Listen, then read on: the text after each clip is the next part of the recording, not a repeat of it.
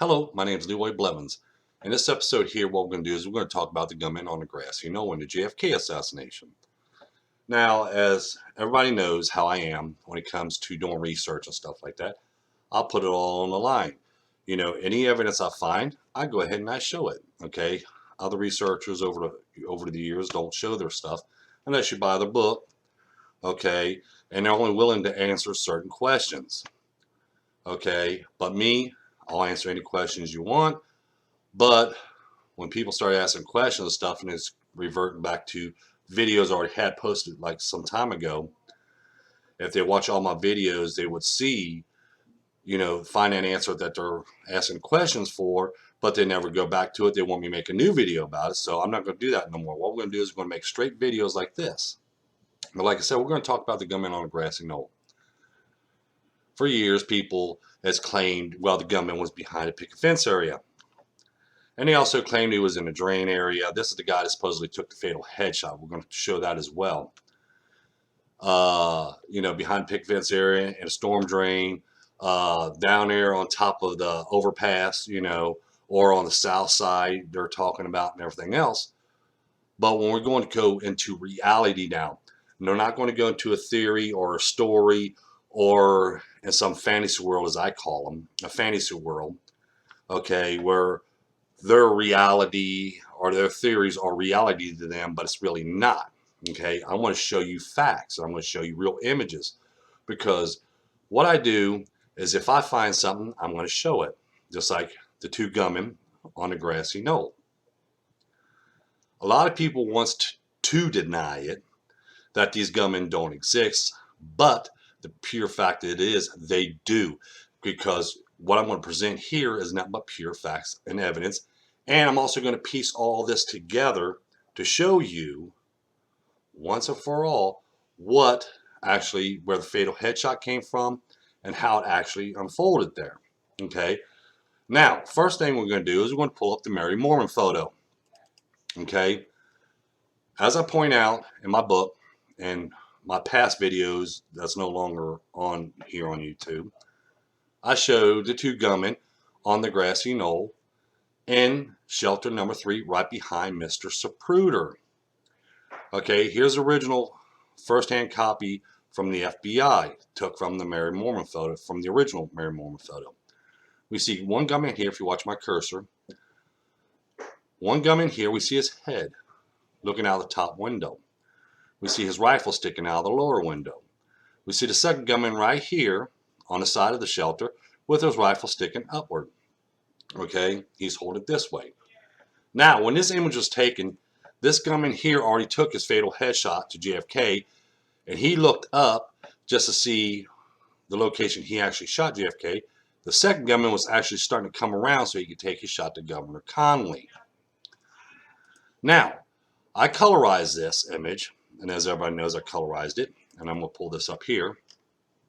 Oops. Let's zoom in. As you see here, when it's colorized, we get more details of these gunmen. We can see the gunman's face right here now, more clearer, and we can see more color to it and everything else. We can see his ears, his eyes, his nose, his cheek right here. We see his hands right here now, and we can see the barrel rifle sticking out right here. Same as this gunman here. We see his face, we see his hair receding back, and we also see his rifle sticking up here, and we see his hand grasping on the rifle. Okay, like I said, I'm pointing out, this image was taken soon after this gunman took his shot, the fatal headshot to JFK, and then he looked up out of that window, and then this gunman here starts turning around to take his shot at Governor Connally. Now, before we go any further, everybody says, well, that guy can't be there because you would have to be 10 feet tall. This is actually how he was standing on somebody's back in a shelter.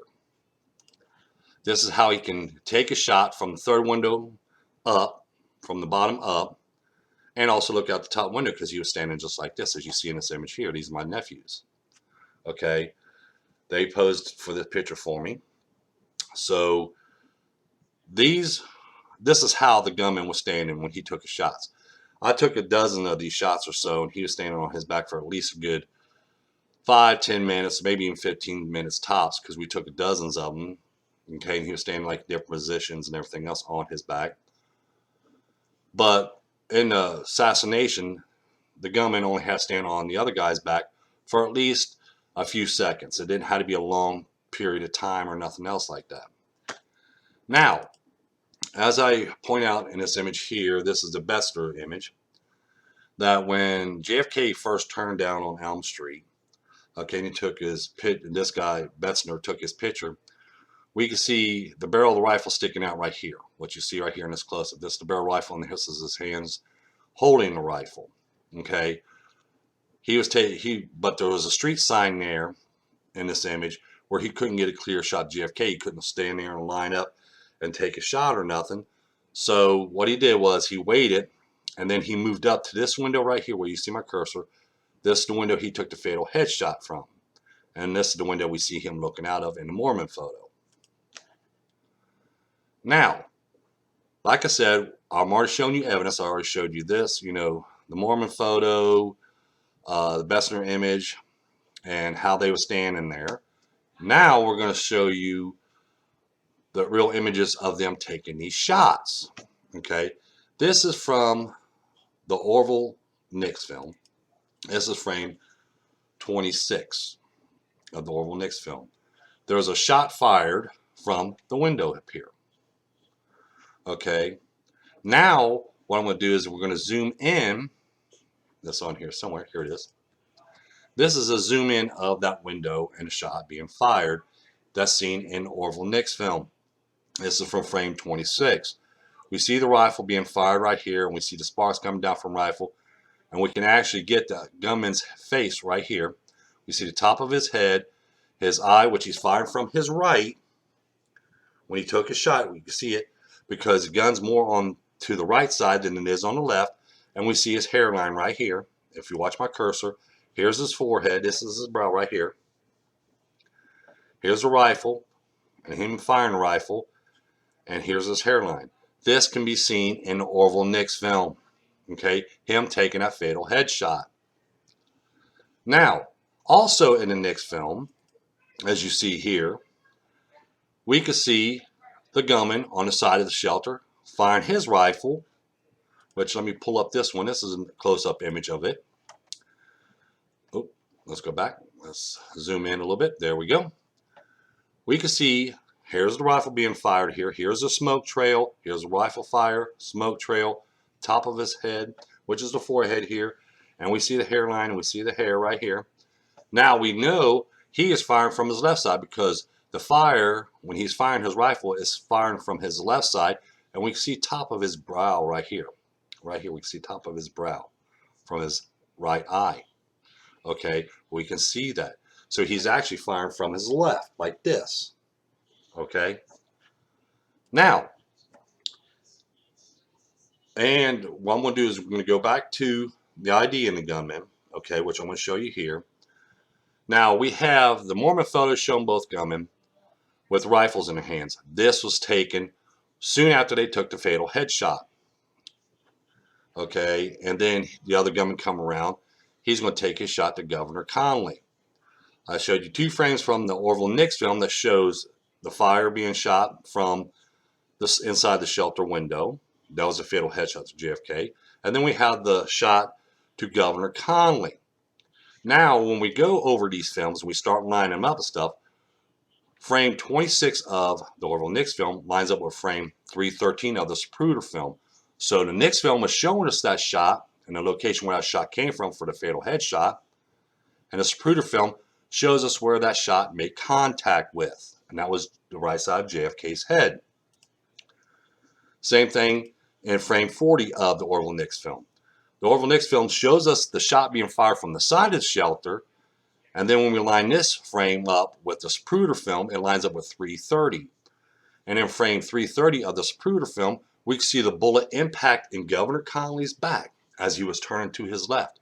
Because when we watch the Zapruder film, okay, when we watch it, we see Governor Connally looking out to his right in most frames. It was not until after frame 315, and this was after the fatal headshot to JFK, 3:15 is when Governor Connally starts turning over to his left. As he claimed, he said he heard the first shot, but he wasn't hit by that shot. He was hit by the second shot. And the only 2 shots he heard was from shelter number 3, because there's only 2 shots fired at ground level and close by them, which I'm going to go in more detail about that in a minute. But Governor Connally says, as soon as he heard the first shot, he looked around to his right, didn't see nothing. So as he starts turning to his left, that's when he heard the second gunshot, and he felt a blow to his back. And we can see that, and it verifies it in the Orville Nix film, because we can see the shot being fired from the side of the shelter. And we can see by the Zapruder film, by frame 3:15, he starts turning to his left. And then frame 3:30 of the Zapruder film, we see the bullet impact in back of back of Governor Connally's back. Excuse me. Now, we're going to look at the Bronson film. Okay. I found 2 shots in the Bronson film as well. And this is the fatal headshot to JFK and a shot to Governor Connally. As you see here, we can see a shot being fired. This is from the side of the shelter right here, which I'll zoom in. See right here, this glow here, you can see the pop, and then you can see the smoke trail. And this is the shot that came from the side of the shelter. This was a shot to Governor Connally. Now, when we look at this image here, this is a blow up. Whoops, this is a blow up right here of from the Bronson film. Excuse me. This is a close up from the Bronson film. Right here, we see the flash coming from the 3rd window up from on the shelter. This shot's being fired. And then in the next frame, we see the trail of smoke. We see the puff of smoke coming out. This is where the shelter is. Now, everybody sees this image here, okay, which we're going to zoom in, okay. Everybody says these smoke trails, okay. We see smoke trail here and smoke trail here. But what people are sitting there trying to put into other people's mind that these smoke trails came from the picket fence area. Wrong. Because when we watch this and we analyze this image here, okay, we see the puff of smoke right here, okay, and we see another little bit of gun smoke right here. This will be from the fatal headshot to JFK. That smoke's ahead of the second shot, which came from the second gunman on the side of the shelter. This will be his puff of smoke from his shot in his rifle. Now, I want to point out some facts here in this image that no one wants to talk about. What we see here, we see the cameraman right by the Newmans. We see the Newman right here. This is Mrs. Newman right here. Bill Newman's head's over here. Mrs. Newman here, and their kids are right here. Okay, the Newmans are laying on the ground. Where's that smoke at? It's right above the Newman's head. So see, people don't want to point this out, but I'm going to point this out because, like I said, I analyze all the films, I analyze all the images, and I point this out. Okay, we have the smoke trails right above the Newman's heads, the family, Newman family. This is from the second shot, which was a shot to Governor Connally, which Gunmen on the side of the shelter took his shot. And then this smoke trail, this powder, puff of smoke right here is actually from the first shot to JFK. Now, we're going to show you something else. Now, Senator Yarborough said that when he was coming down, he smelled gun residue, gunpowder residue. He smelled, that's from the smoke coming from there. Now, as you see, right in this location here, which I marked, okay, which I'll even zoom in a little more, and I'll bring it over here so you can see, because I know I'm over here. Watch my cursor. The Newmans was laying down on the ground right here. This is where the Newmans was laying down on the ground, right here in this location here. This is where Senator Yarborough said that he smelt gun residue, gunpowder, in this location right here. The smoke trail is coming from the shelter, because we can see the smoke trail be coming this way. Okay, plus with the wind blowing and everything else. Right here is where the Newmans was at. And as I showed you and I pointed out, that gun puff of smoke from the rifle being fired was above the Newmans, the Newman family, excuse me. Now, I'm going to show you another thing that I found in the Orville Nix film. As you see here, excuse me, I got to take a drink. Right here, This was taken right after the fatal headshot. We can see the gunman's head starting to come up. This is how I knew that after he took his shot, he looks up out of the top window, and the second gunman was coming around. Mary Mormon took her image that way, but she's more of this angle, as Orville Nix is filming more of this angle. We can see the gunman's rifle sticking out right here, and his head starts coming up to the top window, and we see the second gunman coming around on the side of the shelter, as we see in the Mormon photo as well. He's coming around to the side of the shelter. He's going to bring out his rifle, and he's going to take his aim, and he's going to fire his shot to Governor Connally. This can be seen in Orville Nix film as well. Now, the Darnell film. We're going to look at the Darnell film. But first, before we look at the Darnell film, we're going to look at it from this angle here. Now, when you see this angle here, I took this from Google Earth. They had a 3D model there. And I started looking at different angles and stuff like that. If you look at this, okay, we have the picket fence area lined up right here. Okay. We have the shelter right here on the other side of the picket fence area. So if I standing right here, okay, I'm standing right here on the overpass, okay, and I start seeing that smoke trail, which is right here, okay, excuse me, I see that smoke trail coming down. It's going to look like it's come from the picket fence area, from this angle. Also, when the shot was fired, you're going to think the shot came from the picket fence area, because from this angle, it's going to look like it came from the picket fence area, but it didn't. It came from inside the shelter. But from this location, and plus we got to remember there's trees here as well, it's going to look like that shot came from the picket fence area, but it never did. It actually came from shelter number 3. Now, we have the Darnell film, which is a close-up from the Darnell film. We can see Mr. Zapruder's legs and Mrs. Setzman's legs still standing on a brick wall here, on this retaining wall. We see their shadow down here. And we see one gunman standing right behind, squatting down behind this gunman here. And we see that this gunman is aiming his rifle from his left side. And we can see his hairline receding right here. We can see the rifle sticking right here. And he's aiming from his left side. So we have the Nix film showing him firing his rifle from his left side. And we have the Darnell film, which shows a side view of the gunman still aiming his rifle, but this is after he took his shot. So basically, he just fired that shot, and he still had that position before he just let go. And it was just like one of quick split moments where after he took a shot, they just captured out what Mr. Darnell did. Okay, so now I just showed you the Mormon photo, the Nix film, Bronson film, Bessner image, Darnell image, and other images to back that up. But there's still more. Okay, there is still more. Okay, now we know the 2 shots came from the shelter now. Now, when I watch the Zapruder film, as you see here, this starts with frame 302. This would be frame 302, 303, 304, 305, 306, 307. That's the top row, and then so on and so on and so on. When we watch the film, we see it's clear all the way through. But in frame 313, it starts getting blurry. You see where I got marked shot, okay? Which I'll zoom in, okay? And we're going to move it down like this. See how we got these 308, 309, 310, 311, 312. The frames are very clear. You can make all the details from the people. We can see Mary Mormon here getting ready to take her picture and everything else. Now in frame 313, that's when the fatal headshot was taking place behind Mr. Zapruder.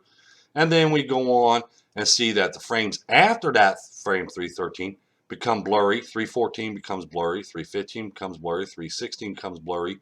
317 becomes blurry. 318 becomes blurry. 319 becomes blurry. And then it starts focusing back in frame 320. Then when we go on through it, and we'll see it's clear all the way through until the shot happened in frame 330 of this Zapruder film. And then it becomes blurry again, and then it clears up later on. So this indicates that between frame 313, okay, that's when one shot happened, and then that's when Zapruder jumped a little bit and he starts shaking a little bit, okay, and then he focuses it back, and then when the second shot came from behind him, that's when he probably jumped a little bit, because you can see a little bit of jump into it, and then it's blurry again. Okay, so that's what actually happened. Now, I'm also going to point out in Orville Nick's film that when we watch the film, Orville Nick's film, we will see that Mrs. Setzman has her hands here on Mr. Zapruder's shoulders. But right before the shots start taking place, she brings up her hands and cover over his ears. And then the shots start taking place. So basically, it's a little bit more echo. She's holding his head steady. So when the shots are fired, she gets a little bit jerk, as we see in the Zapruder film, but not too much of a, jerk or anything like that, but just a little bit. And they became blurry until he focused back in. And she's holding his head through the rest of it, through the rest of Assassination. She starts bringing her hands up in frame 23 of the Nix film.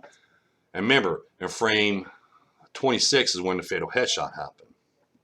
And then frame 40 is when the second shot was happening from behind Mr. Zapruder. Now what I'm going to do is I'm going to pull up this right here. These are close-ups from the Zapruder film. Okay, now as I point out, everybody sit there and talk about the JFK. When he was shot, he was a frontal shot because he went back and then he went to the left. He went back and to the left. This is what they keep on putting in people's mind. He went back and to the left, back and to the left. That's not true. When we watch the Zapruder film, and as I point out as well, that we see the distance between JFK's back and the seat and the frames. It's always the same. From here, from top to seat to JFK's back, it's always the same. When JFK, we watch the film, and we watch slow motion, we see JFK being like this, and he's being shot, and his head's being pushed over to the left. He's going over to the left. He's not going back and to the left, or forward, okay, and then to the left. He's actually going straight to the left. Okay, we can see this in the Zapruder film. Now, the reason why he didn't go straight over to the left. Now, if he didn't have the back brace on, which people don't understand that, he had a back brace on. That's why he stayed up in the seat mostly, because after he was shot in the back and the bullet went through his neck, and then he was shot in the back of the head for the first time, he should have collapsed over, but he had a back brace on. And at the same time, as you see here, in this frame 314, we're going to show you, here's Mrs. Kennedy's arms right here on back of Mr. Kennedy, and her other hands right here hold him. So she's going to take most of that force and most of that reaction, him going straight to the left, because she's holding him in one position, and he also has that back brace on. Okay. Now, what I'm going to do is I'm also going to show you this. Now, not only do we have the films and images to back this up and showing this, but we're going to look at the Wiggins film. Okay. In the Wiggins film, okay, we see this couple here. I forgot their names. I had it marked down somewhere. It's in my book. But we see her laying on the ground, and in the film, we'll see him push her down to the ground. And he gets up and starts standing right here beside this pillar right here. And the shelter, in that shelter, in that Pelagoro there. He stands right here. Now, I want to show you something that, again, everybody overlooks. You see him looking over to his right. When he jumps up, he's looking over this way. Well, actually, when we're turning around, he'd be looking in the opposite direction. So he'd be looking over to his right, excuse me. He gets up and looks over to his right. And what's right there, what he's looking at? I want to show you what he's looking at, because he starts hiding behind that pillar, as we see in Wiggins' film. We're going to pull this up right. Let's see. I want to try to get a better view for you to take a look at.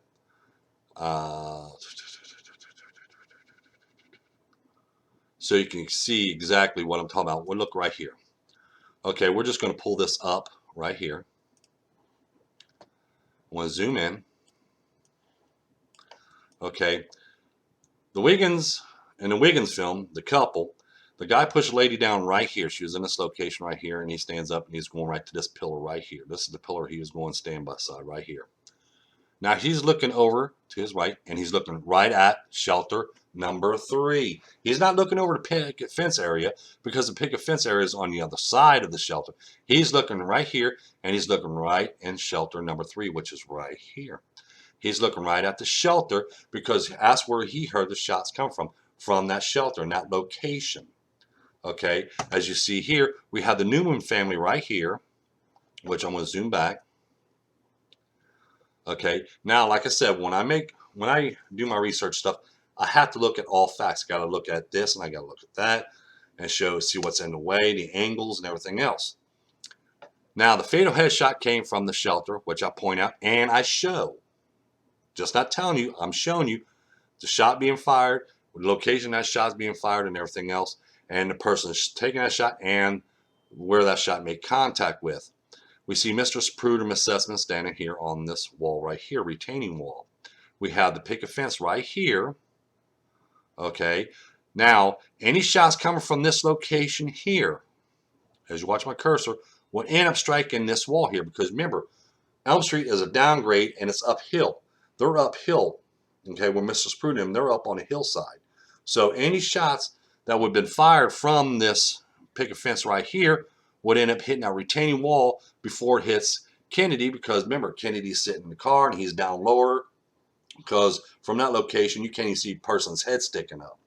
Okay, especially that X where he was shot. Okay, we can see that he's being pushed where? To his left. He's holding his throat stuff, and from that location where that gunman was firing from, he's going to his left.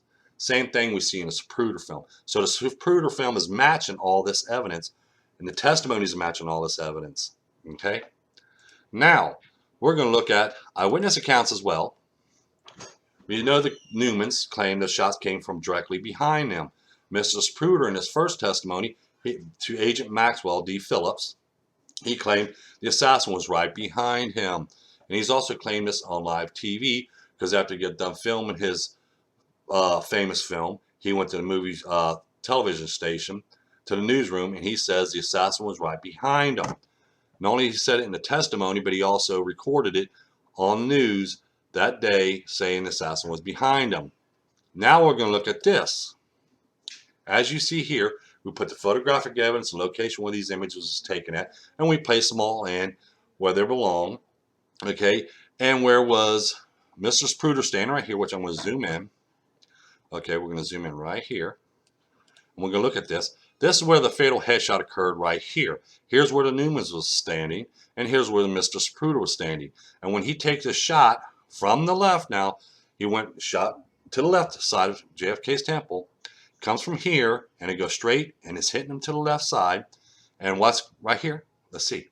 When we take a shot right here, oh, it's going right by Mr. Spruder. Claimed his testimony says the assassin was right behind him. Now, the picket fence area would have made the assassin over to his right. But in that, he said the assassin was right behind him.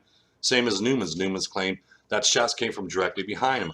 What's directly behind when we look at this? It is shelter number 3. Shelter number 3 is directly behind the Newman family.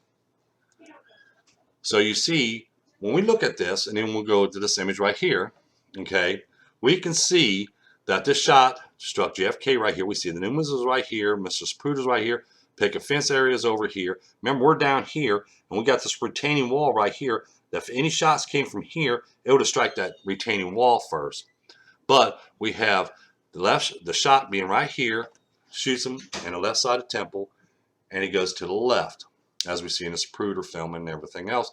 And we see the images and the films and stuff showing us now these shots being fired. Now, I'm going to show you this as well. Okay. Now, the distance. Okay. Now we're going to look at the distance. Okay. Shot number 4 was the fatal headshot to JFK. That shot was taken, the gunman was only 71.70 feet or 22.90 yards from JFK. He had a closer shot range. So that's why JFK's head exploded, because it made contact with the bullet that struck him in the back, which in the back of the head, which I'll make another video on that as well. But I'm going to show you the distance. This gunman, when he took a shot to JFK, the fatal headshot, he was only 71.70 feet away or 22.90 yards. Now, the gunman on the side of the shelter took a shot to Governor Connally. He was only 91.55 feet or 30.52 yards from Governor Connally when he took his shot. And that's why that bullet made a lot more impressions than what people don't understand, but we'll go into that more later in another video. Now, when we look at these shots, okay, and that's another thing I like about the time frame. Okay, because when we look at time frame between shots 4 and 5, now this is the time frame between two gunmen inside the shelter and the time frame they had between each one of their shots. Okay, when shot number 4 was taken, which is the fatal headshot to JFK from the shelter number 3, it was at 14.0 seconds. Number 6 shot, which came from the second gunman inside in shelter number 3, that was shot to, the Governor Conley. That was number 6 shot. That took place at 20.87 of a second. Now, between shots 4 and 6, between these two gunmen, we now know that they had 6.81 seconds in between their shots. So it was like bang, bang. Okay, which also matches the story that's told. As I point out, everything here, okay, I'm not telling you, I am showing you, okay. Now, this is going to be a little bit more graphic here because I added a little sound to it and to the video, which I'm going to show, which you can see two shots coming from shelter number 3, okay, and you can see the reactions of these shots to JFK and to Governor Conley, where you can get a more full of a detail. Because remember, these are silent films, but I want to show you these films. So if you're younger than 18 years old and, you know, this is pretty well graphics what you're going to be seeing in these videos. I mean, in this one right here in this part of the video. So if you don't want your kids to see this part or anything, you know, tell them to stop the video now and not watch the rest of it. Or, you know, if you're squeamish about it, I actually recommend that you don't watch it as well. But I wanted to show these so you can see for yourself the reactions of when these shots was fired and when they made contact with JFK and Governor Conley. Okay, so I went ahead and just did this way and I added sound to it and said gunshots. Now watch.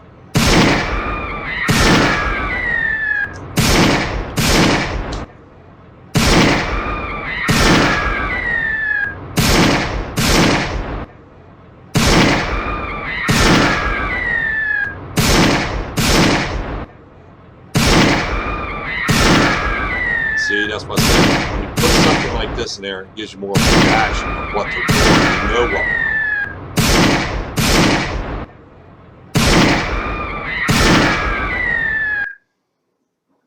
So you see, by watching that, you see the reactions of JFK and Governor Conley. You've seen from the next film, one of them shots. When you see the shot being fired, you see the reactions from JFK, and you also see the reactions from Governor Conley. Same thing as we see in the Zapruder film. You see the angle of the shots, and you see the reactions from them within that angle. Okay, now, like I said, when I post my videos and when I make my, and when I present my research and stuff like that, I base everything on facts, of what we can see, what you can see, and what I can see. Okay, a lot of people says, well, I don't see it, I don't see it. Then they must be blind, is the only thing I can tell them, because the Mormon photo shows us both gunmen. The Nix film, Bronson film shows the shots being fired from there. Darnell film shows us a side view. And these are images taken from different locations from different people. And they're all lining up.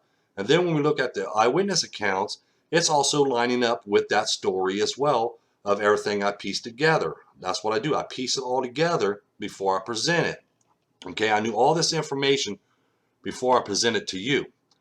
Just like the tramps, okay? They overlooked a lot of evidence in this research. I mean, in this case, they looked over a lot of evidence. This gunman right here. Not only his profile fits that gunman, the second gunman inside the shelter, but he has a imprint from a butt plate from a rifle on his left lapel. Now, as I pointed out, and I show you, the second gunman that fired the shot from the side of the shelter to Governor Conley, he was aiming from his left, and he was firing from his left. And now we have this tramp here with a butt plate from a rifle with initials on it, AA, on his left lapel. And like I said, his profile matches him. Just like I pointed out here. We see the gunman right here. We see how his eyes are sunk in and there are dark circles around his eyes. Okay, same thing we see here. Even his ears line up the same way. The profile fits. We see this right here from his nose right here, we see how this part right here sticks up more, same as we see here. We see his eyes are darkened, you know, like real dark circles around him, same as we see this gunman right here. And we know the profile of this gunman here, and in this Pruder film, I mean, Nick's film and other images, we see the gunman firing from his left, aiming from his left, and we see a butt plate from a rifle on his left lapel. So here's the two gunmen was actually inside that shelter, was both of the tramps. Okay. Now I presented all this evidence, and there's a lot more. Okay. And I show you here. I show you photographic evidence of the gunmen with rifles, aiming the rifles, firing the rifles from shelter number 3.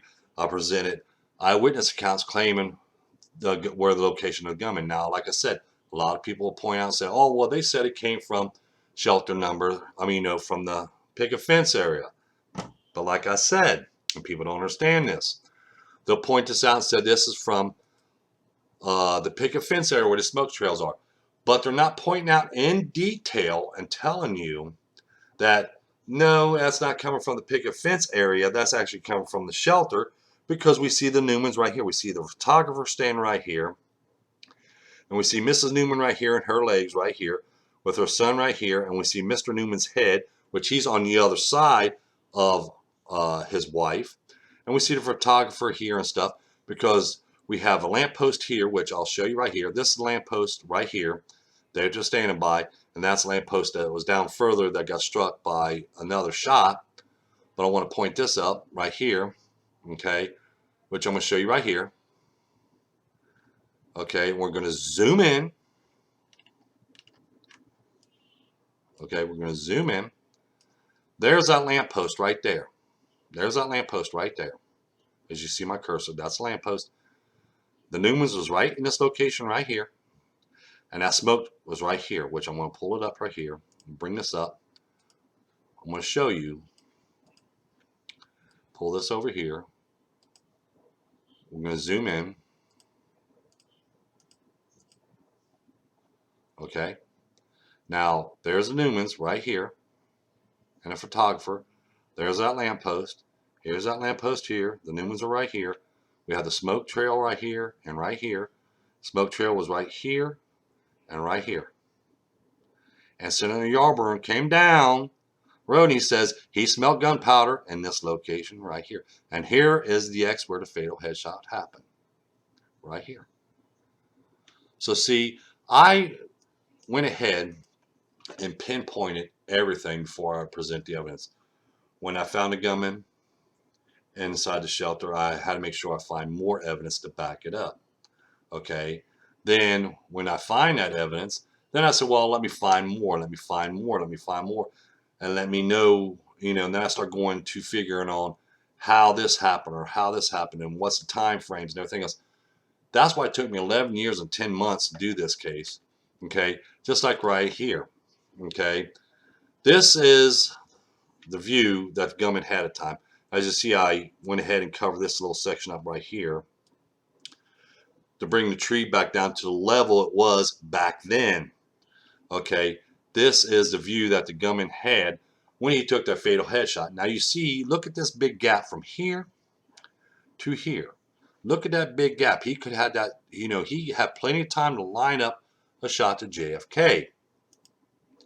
And as you see here, from that same window, and that's with this, because the tree wasn't this tall back then. It is now, but not back then. And as you see, he had a perfect shot to JFK from that window. Only place in the assassination and in that location that a gunman can stand and have perfect location to take a fatal headshot to JFK, plus be covered without anybody seeing him. Okay? Now, like I said, I present a lot of evidence here for you. I know this video is probably going to be over 20 minutes or maybe even 30 minutes long. Okay, but I presented a lot of evidence right here to show you the image of the gunman, them holding rifles, aiming rifles, and firing the rifles from shelter number 3. Eyewitness accounts that backs up that location. Different views and different angles to show you that shot came from that shelter. other people's films and stuff that shows people looking at that shelter and the location, just like the image of the smoke. I showed you exactly where that smoke was at the time, right above the Newmans, and I'll show you where the Newmans location was, which we see in that image as well. Okay, a lot of researchers not going to go into that much detail. A lot of researchers don't even know that much information when you piece it all together, just like when I go right here. As you see, look at all this images and stuff and the locations where the fatal headshot happened and other shots happened when Governor Connally was shot, and different angles from different locations. As I want to point up here, here's a Bessner taking an image from up here. Okay, Bessner image. We have the Darnell film being shot over in this location here. We have the Orville Nix film being shot from this location over here. We have the Muchmore film being filmed over here and stuff like that. We have Mr. Spruder filming this way. You know, these are different people in different locations. And then we have Mary Mormon taking her photo right over in this location right here. These are different people in different locations, and every one of them captured two gunmen inside of shelter number 3. They show the fatal headshot to JFK, and they show the shot to Governor Connally, which that story also fits Governor Connally's story because, like I point out, they're the only two that's at ground level and are close range. They're only going to heard 2 shots. That's why Governor Connally says, I only heard 2 shots. He wasn't hit by the first shot. He was hit by the second shot. Body evidence I've collected matches his story to a T. Mr. Spruder's first testimony stuff, the evidence I find and stuff, match his story to the T. The Newmans, what they claim, the assassin was right behind, the gunman had to be behind him because they felt the shots came from directly behind them. Matches what I uncovered in my photographic evidence. Matches their story as well. Senator Yarburn says he smelled gunpowder residue when he got into a certain location, which I'll point out. When he got to a certain location, okay, right here. And other eyewitness accounts claim they smelled that gunpowder in that location. And then again, I show that evidence, and what I show backs up his story as well and other eyewitnesses' accounts. Some eyewitness accounts there, they exaggerated, okay, because they want to get their name in a history book. They want to be known in a JFK assassination, okay? They want to be. So they're going to say, oh, well, I seen the gunman right here. I seen the gunman here, just like Jean Hill. Jean Hill, in the first quite a few testimonies, she says, I didn't see the gunman, but I heard the shots. I didn't see the gunman, but I heard shots. It was not until years later when she was offered a book deal, and now her story changes to where she seen the gunman take his shots at the picket fence area, but in different locations at the picket fence area. Different locations. She also claimed that Mrs. Kennedy was holding the dog. And everybody knows she wasn't holding no dog that day. So you see, people exaggerate in their story just to get that fame, just to get that glory. As I showed here, I'm not looking for fame. I'm not looking for glory. I'm here to present the truth. And we'll present the truth to you, just like when I point out in the limo. When we look at the limo, when they do their testings and everything else, they only place JFK in a limo. Okay, with nobody else in that limo and nobody else around them. Okay, Governor Connally the same way, which I'm going to show you right here. They don't put Governor Connally in the car unless they're doing the magic bullet shot test. Okay, when they do that, then they're going to go ahead. But I look at it at every angle. Like I said, I look at these other people's research and I, trying to figure out would it fit in there, would it fit by these testimonies, would it fit into what we see and stuff, but it doesn't. It's like the south side. They said shot came from the south side of the knoll. Okay, not the knoll, but on Daily Plaza. It came from the south side. When you look at reality now, like I said, reality, okay, we're going to see that we have a driver here. We have a passenger here. We have Mrs. Connally here. We have Mr. Connally here. We got Mrs. Kennedy here. We got Mr. Kennedy here. Now, as you see, where it says south side, and their location that they claim their shots came from, who's it going to hit first? It's not going to hit JFK for that fatal headshot. It's not going to hit him whatsoever. It's going to come from this angle. It would either hit the driver here or Mrs. Connally, because Mrs. Connally was close to Governor Connally. Okay? If it came from this location here, as they claim, it would have hit Miss Connally again. And if they came from this location here, It would have hit Mrs. Kennedy before it even hit JFK. So JFK was protected on his left side. And in front of him, he was all protected. He wasn't protected on his right side, though. That's where all the gunmen they placed that day was on the right side of JFK's limo. Okay. Everything that I find, okay, I don't come up with no storylines. I don't come up with no theories or anything else. That's for somebody else to come up with, because that's all they want to do is come up with a theory or story to keep on selling, to keep this thing going and keep it going. But they're never going to tell you about the reality of the whole situation. Here, I presented photographic evidence. Like I said, if you don't believe in the photographic evidence, or you don't believe in what you see, you believe in what you hear, then my research ain't for you. Go somewhere else. You know, being polite here, go somewhere else and watch someone else's videos, or read somebody else's book, you know, because that's the way it is. You want to just believe in the theories and the stories that's told? Go there. I encourage you to go there. And I encourage you to keep on believing in that, because the real reality and the real facts are you're going to find right here. You're not going to find no theories. You're not going to find no story or made up story. Okay, I write fiction books, that's true. But I post it as fiction, and I tell you it's fiction. But my research books, I post reality. I post facts, and I post evidence, and I post the truth. That's what I do. So I want to thank for everybody for subscribing. Don't forget to hit the like button. Don't forget to tell your friends about us. And the description down below, I'm going to leave the site where you can find my book, Evidence of a Conspiracy, which you'll find this evidence and a lot more in my book. Like I said, cover to cover, as nothing but pure evidence. And you all have a nice day, and thank you. God bless.